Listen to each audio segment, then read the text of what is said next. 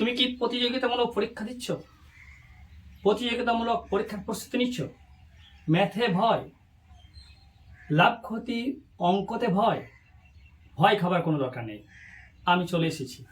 দেখো কত সহজেই লাভ ক্ষতির অঙ্ক সমাধান করা যায়। খুব সহজ ব্যাপার, কিচ্ছু না, শুধুমাত্র লাভ আর লস এই দুটি বিষয় ভালো করে মনে রাখবে। লাভ মানে বাড়তি পাওয়া, ক্ষতি মানে যা ছিল তার থেকে কমে যাওয়া। খুব সহজে মনে রাখো। দেখো আমি এক্সাম্পল কিছু নিয়েছি, কম্পিটিটিভ পরীক্ষার সম্ভাব্য কিছু ম্যাথ, যেগুলো তোমাদের পেলে অবশ্যই উপকার হবে। দেখ, ক্রয় মূল্য ইজ টু বিক্রয় মূল্য, এটাকে এইভাবেও লেখা থাকে, ক্রয় মূল্য ও বিক্রয় মূল্যের অনুপাত কত? 10:11। এখানে আমাকে প্রথমেই দেখে নিতে হবে ক্রয় মূল্য আর বিক্রয় মূল্য দুটো। মনে রাখবে, লাভ কিন্তু সবসময় বেরোয়, বিক্রয় মূল্য যদি বেশি হয় থাকবেই, সেই বিক্রয় মূল্য থেকে ক্রয় মূল্যটা মাইনাস, তাহলে মোট লাভটা বেড়ে যায়। এখন প্রশ্ন হলো, তোমাকে কিন্তু বের করতে হবে শতকরা। এই শতকরা কথাটা কিন্তু ভালোভাবে মাথায় ঢুকে রাখবে। শতকরা মানে হচ্ছে 100 টাকার উপর কত, সেটা। তাহলে আমরা এখানে কি পাচ্ছি? ক্রয় মূল্য কত? 10 আর বিক্রয় মূল্য কত? 11। তাহলে লাভ মানে এই ক্রয় মূল্য আর বিক্রয় মূল্যের মধ্যে ডিফারেন্ট কতটা রয়েছে সেটা আগে। তো সেটা করতে হলে মোট লাভ, আমরা করবো কি মোট লাভ, মোটের উপর লাভ, মোট লাভ। মোট লাভটা কত? বিক্রয় মূল্য মাইনাস ক্রয় মূল্য।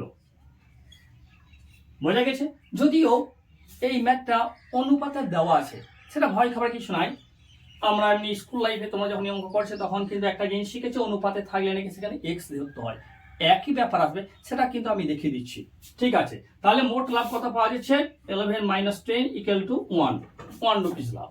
এটা কিন্তু এই 1 রুপিস লাভটা কার পর বেড়ে এলো না 10 রুপিসের পর। মনে রাখবে সবসময় মোট লাভ সবসময় যে মূল্যটা ক্রয় মূল্য ছিল সেই ক্রয় মূল্যের উপর কিন্তু লাভটা বেরিয়েছে। তাহলে লাভটা ক টাকায় কত বেরোলো? 10 টাকায় বেরোলো। কত? 1 টাকা। যদি সহজেই শতকরা বের করতে চাও সহজেই, তাহলে কিচ্ছু না, ক টাকার উপর 1 টাকা? 10 টাকার উপর। তাহলে 10 টাকায় লাভ কত না 1 টাকা। 10 টাকা লাভ 1 টাকা। এবার যদি আমি সরাসরি 100 টাকায় বলি, 100 টাকায় লাভ, তাহলে 10 টাকাতে যদি 1 টাকা হয় তাহলে 100 টাকায় আরো 10 গুণ হবে। খুব সহজ, একবারে চোখ বন্ধ করে 10 টাকা। দেখো অপশন পেয়ে যাবে, অপশন মিলেও যাবে। পাওয়া গেছে?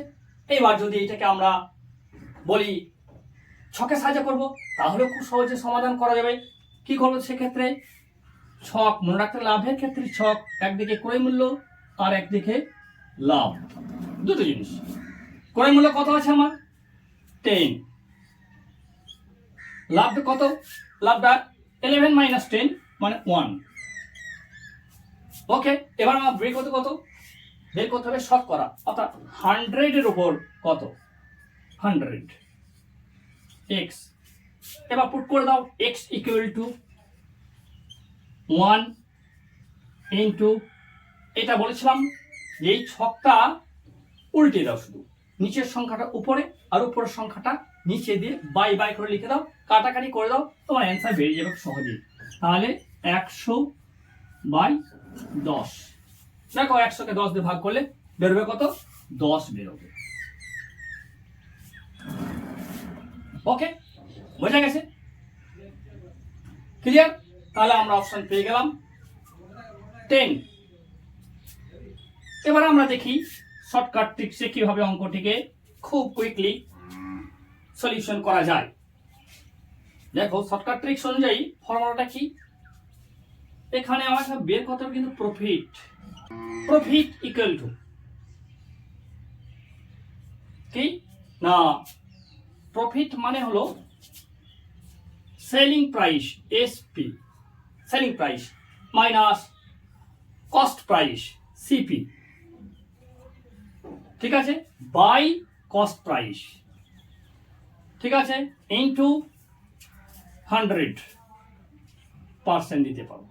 যেহেতু এটা আমাকে পার্সেন্টেজে বের করতে বলা হয়েছে, পাশে আমি পার্সেন্টেজটা দিয়ে দেবো। তাহলে পি ইকুয়াল টু কত বেরোবে প্রফিট? দেখা যাক। এসপি সেলিং প্রাইস আছে কত? আমার আছে সেলিং প্রাইস 11, তাহলে 11 বসে গেল, মাইনাস কস্ট প্রাইস আছে কত? 10 বসে গেল 10। ওকে, নিচেও কিন্তু আছে কস্ট প্রাইস, সেখানেও বসিয়ে দিলাম 10 ইন্টু 100%। ওকে, এবার দেখো করে যাও। 11 minus 10 equal to 1 by 10 into 100%। এখানে কাটাকাটি করলেই তোমরা দেখতে পাচ্ছ দাঁড়িয়ে যাচ্ছে 10%। তাহলে শর্টকাট ট্রিক্সেও কিন্তু খুব ইজিলি লাভ ক্ষতির অঙ্ক সলিউশন করা যায় বা সমাধান করা যায়। সেকেন্ড এক্সাম্পল আরো আছে, দেখাচ্ছি এখনই। তাহলে এবার যাওয়া যাক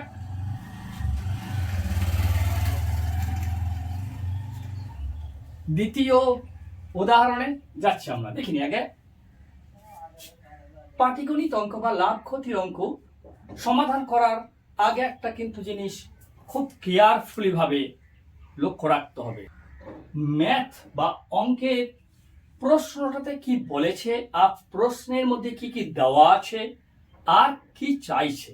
দেখো, দোকানদার 40 টাকায় একটি কলম কিনে, তাহলে দোকানদার 40 টাকাতে কলমটা কিনলো, তার মানে নো ডাউট এটা ক্রয় মূল্য।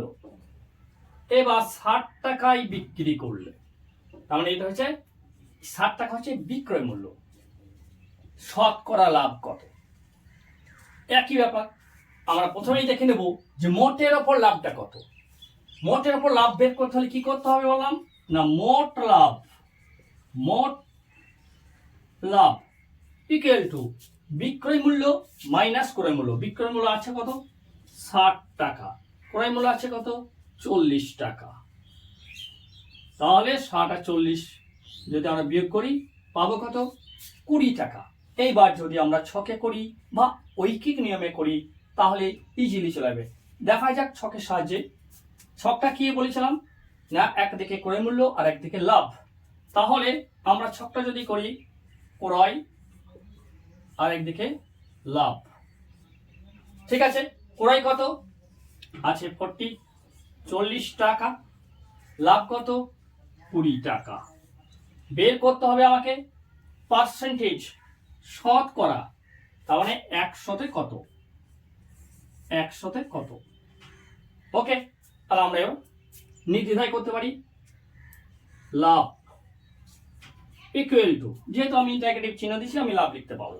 লাভ ইকুয়াল টু, লাভের ঘরে যে সংখ্যাটি আছে বসিয়ে দিলাম ইন্টু এই সংখ্যাটাকে কিভাবে বলেছি না, উলট পালট করতে, অর্থাৎ নিচে যে মানটি আছে উপরে বসে উপরে মানটি নিচে আসে বাইরে বসিয়ে দিতে হবে। তার মানে হবে 100/40। এবার কাটাকাটি করে দাও, দেখো একবারে স্মুথলি অঙ্কটা মিলে যাবে। 0 0 কেটে গেল, 2 2 4, 2 50, 100 পেয়ে গেলাম কত আমি? 50%। নিশ্চয়ই দেখো অপশনে দেখো 50% থাকবে, যদি থাকে তাহলে এটা অ্যান্সার, আর যদি থাকে নান অফ দিস থাকতে হবে। আমরা দেখি অপশনে হ্যাঁ 50% আছে, অ্যান্সার সি অপশন। এবার এটাকেও যদি শর্টকাট ফর্মুলা দেখে নেওয়া যেতেই পারে, ওই একই ব্যাপার। এবার শর্টকাট ফর্মুলায় আমরা এটা সমাধান করি, দেখা যাক কি হয়।